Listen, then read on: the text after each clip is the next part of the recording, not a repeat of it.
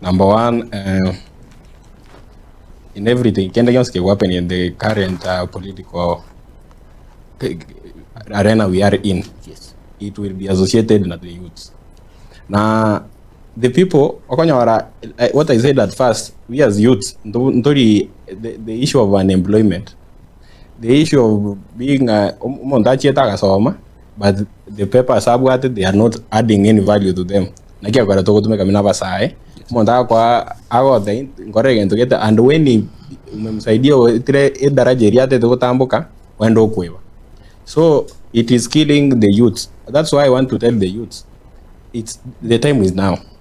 Even though we thought our leadership will be tomorrow, the thing and tunabara mambi, ubra yobu mambi astay to boroje. Ubra wait on boniga, ninto kwenye boniga. And the wait up to kunaba na siasa. Why can't I use myself to do something constructive that is going to engage as in a political in a good way?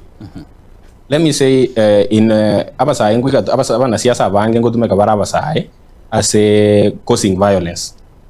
For instance, in Kwarora, the other day in Kisumu, what happened when the Linda Mwananchi brigade was there? Nabasa barenga there abasa mbali baitetu alibabere. Karoba silete montuteyo olio batumete gari or chiko protect yadi batanga na gotumete ngokwera nelindo bogima. There is nothing like that. One tumina side wangere to tumeku, and this is going to hinder you. And let me tell you this, even don't be mina biriaba side to chitwa tukagerete nga etwakora twakorere kurugari, but this thing is going to haunt you for the next lives. If it will not haunt you ngochire kuwera your generation. So let us embrace respect and twara your own standards.